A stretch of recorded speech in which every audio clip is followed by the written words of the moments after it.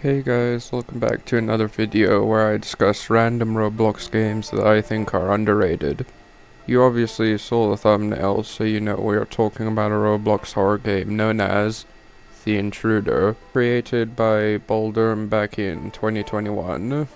By the way, the guy's a YouTube channel, so I'll leave that in the description. I really like this game for its art style, which takes inspiration from the Mandela catalog, and the gameplay is quite decent too.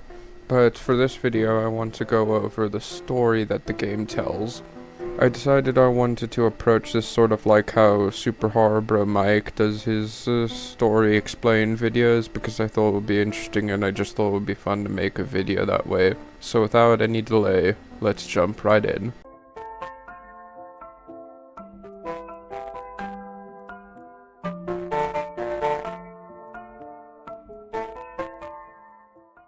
Our first chapter in the game puts us into the shoes of a child in his bedroom. We receive a phone call from the authorities warning us about a criminal who is in the area. They also mention that the phone line will be down for repairs for quite a while, which is rather unfortunate for our protagonist because it is his house the intruder chooses to pay a visit to.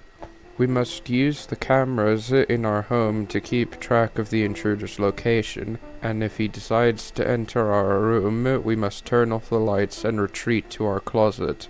While playing the game, it becomes clear that the intruder is not human. He is shown to be able to morph and twist his body in ways that defy basic biology, and he is later shown to be capable of mimicking human voices. After avoiding the intruder for long enough, we are finally able to call for help. But when the authorities arrive, the intruder flees the scene, leaving our protagonist safe, if only for a while. In the single-player mode, we can access 3 tapes which act as small mini-games which give us a better understanding of the intruder. The first one, titled The First Encounter, starts off with a man who suffers from schizophrenia talking about his illness and how he is concerned because despite taking his medication, some of his hallucinations haven't gone away. We then find ourselves playing as the man walking through his house before getting a surprise visit from the intruder.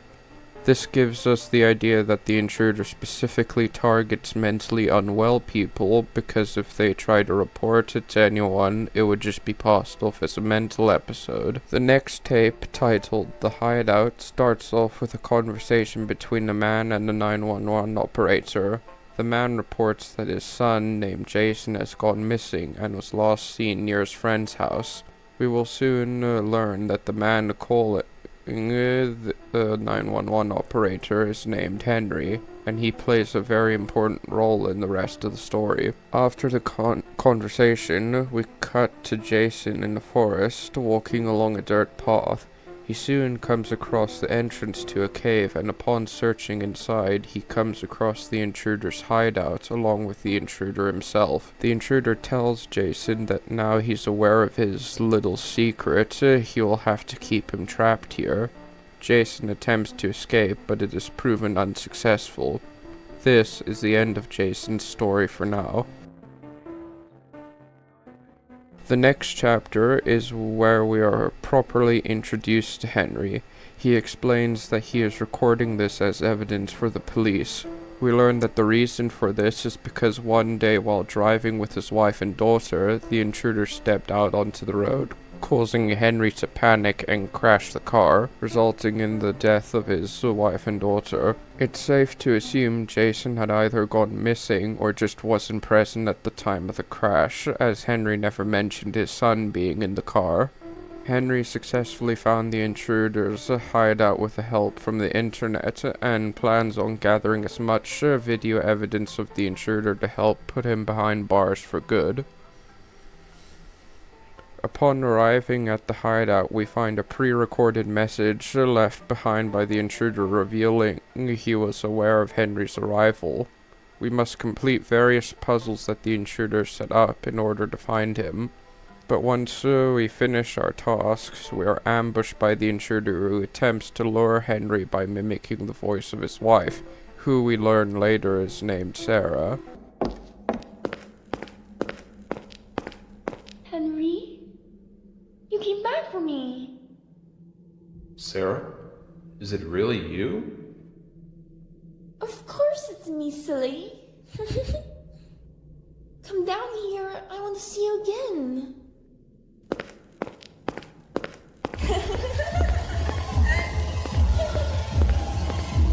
Why are you running away from me?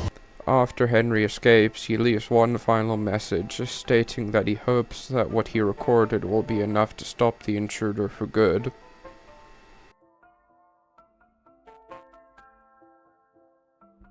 Our next chapter puts us into the perspective of a psychiatric patient who wakes up in his unlocked cell to find everyone else seems to have left in quite a hurry.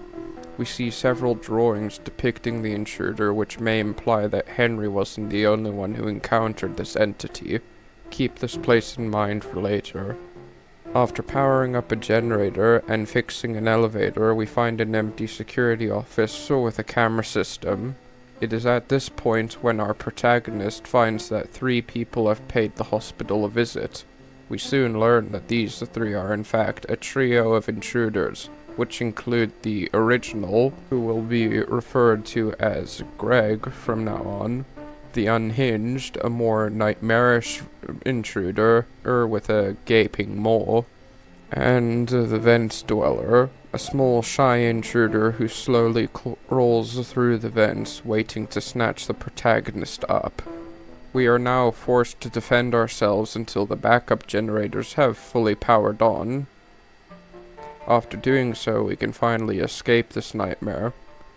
After traveling through the elevator, we are cornered by Greg, but he is then shot by an unseen person, giving us enough time to escape. When we get to a storage room in the hospital, we find a gate that we have to open. As the gate opens, we see a masked lady walk past and soon disappear before we can interact with her. The masked lady appears similar to the other intruders but does not act all that aggressive towards the patient. This may imply that there are other friendly ones out there who might want to help people rather than harm them. We also happen to find the mask of the lady in a future chapter, which may imply she met an unfortunate demise.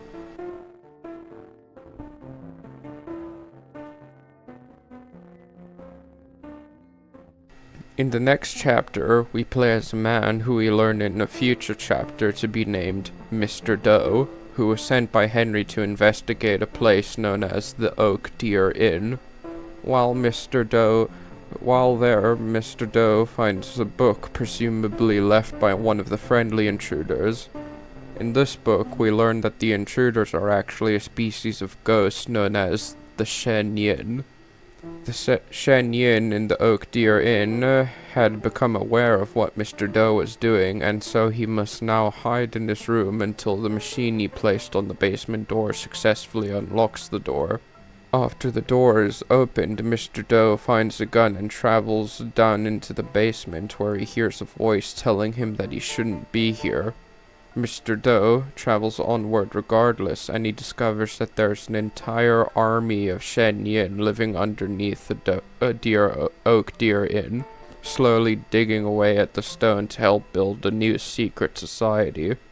After fighting off some of the Shen Yin, we come face to face with the one behind all of this, who turns out to be none other than Sarah. Apparently, she lost interest in Henry a long time ago, and one day was visited by the Demon King, Asmodeus, who offered her a chance at a better life. She was then provided with a Shen Yin and 3 masks which grant her the power to control them. Mr. Doe narrowly escapes Sarah and meets up with Henry in the final chapter, where it may be implied that Mr. Doe was a Shen Yin that decided to go rogue for some unknown reason.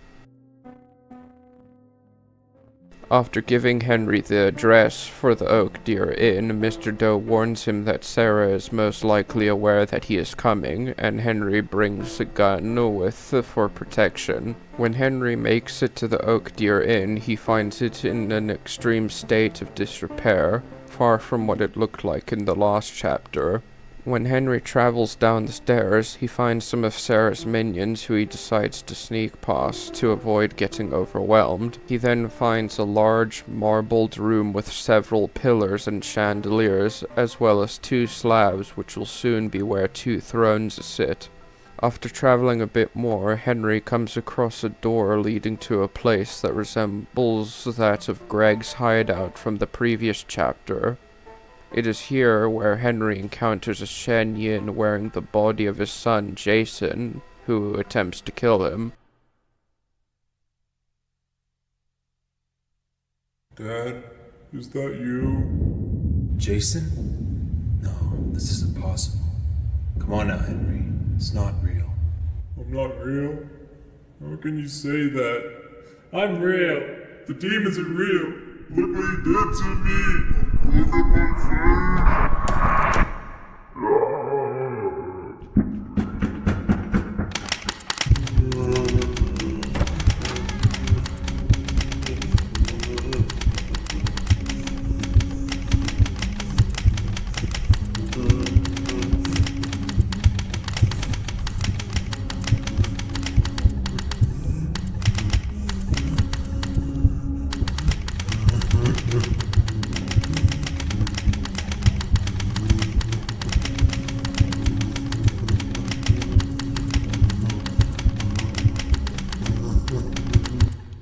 We also get a phone call from Greg where we learn it was Henry who shot him back at the hospital, and it seems Greg hasn't let that go. Where are you? Where's Sarah? Tell me now! No. You shot me, Henry. My feelings are hurt. I'm gonna be shot again if you don't tell me. Don't be focusing on me now. Why not give Jason a nice, proper reunion? After escaping Jason, Henry wakes up inside one of the cells from the psychiatric hospital, which means Henry was a former patient here. He then fights off against some Shen Yin and faces off against a new foe, taking on the form of Henry's rotting corpse. A casket for me? Is this my corpse?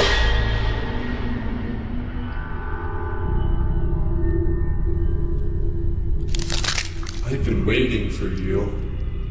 Who the hell are you?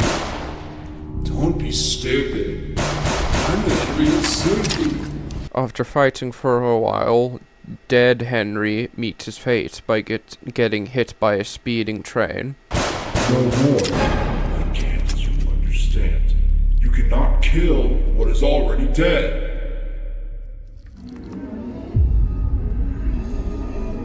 Now, time to bash that head in. After this, Henry descends further into the tunnels until he finds himself in his old bedroom, which you might recognize as the location of the first chapter. Henry must complete a series of puzzles while keeping something known as the Thing at bay. While solving the puzzles, we find notes left by Sarah where we learn how Asmodeus and her first met. One day, while waiting for a train on the subway, she had a mental breakdown and ran to the bathroom to calm herself down. This was when she heard the sound of humming, which of course came from Asmodeus. This leads to my theory that the Thing is actually Asmodeus in his true form, since the Thing happens to hum quite a lot. After completing the puzzles, Henry comes face to face with Greg, who attempts to kill Henry before being taken out by Sarah, who wishes to finish off Henry herself. We then get a final showdown against Sarah as she uses her masks to shoot balls of fire and lightning and send minions, all in an attempt to finish Henry. But of course, Henry triumphs.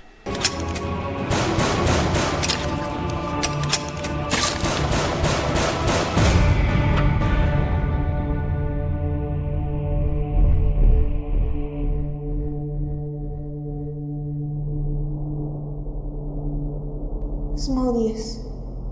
Why? I thought he loved me. It's over, Sarah. You could have done the right thing. I don't care anymore, Henry. Just kill me. We are given several options which will result in one of the 4 different endings, all of which I shall explain here. Regardless of whether you kill or spare Sarah, you finally come face to face with the Demon King, Asmodeus himself. He gives Henry an option: either make a deal with him for a second chance, or refuse and suffer whatever comes next. If Henry makes the deal, we are treated to a cutscene of Henry's corpse being placed in the coffin, now forever a mindless slave to Asmodeus. If Henry kills Sarah and refuses the deal, Asmodeus sends him back to Earth, where he gets framed for the murder of his wife and son, now destined to rot away in jail. If Henry spares Sarah and refuses the offer, Asmodeus sends us back, but reminds Henry that no one will believe what happened to him this night. Henry is then given the option to tell everyone regardless, or run away. If Henry tells everyone, he is sent to a mental institution and is left to spiral into his own insanity. However, if he chooses to run away, we get one final message from Henry. He explains that he decided to leave his town and start a new life. He says that he managed to make a few friends, and despite the uncertainty of the future, he's just thankful that this nightmare is finally over. And that's going to do it for this video. Obviously, I didn't mention a few things, like I did leave out a few chapters and a few other secret details that I might have forgot, but I mean, you can always feel free to check out the full game for yourself. It's completely available on Roblox. Or you could, check out this full playthrough of the game, which I'll probably leave a link to in the description, but yeah, I just really like this game, and I just wanted to make this little video talking about the story for it, because it just seemed cool. So I hope you enjoyed that, and if you're interested and want to see more content like this, then feel free to subscribe. It's completely free, and you can undo it whenever you want. Oh, and make sure, if you do subscribe, have all notifications enabled, blah blah blah. Anyway, that's going to do it for this video. I hope you enjoyed, and I hope you have a good day or night wherever you are, and I will see you again soon. Bye.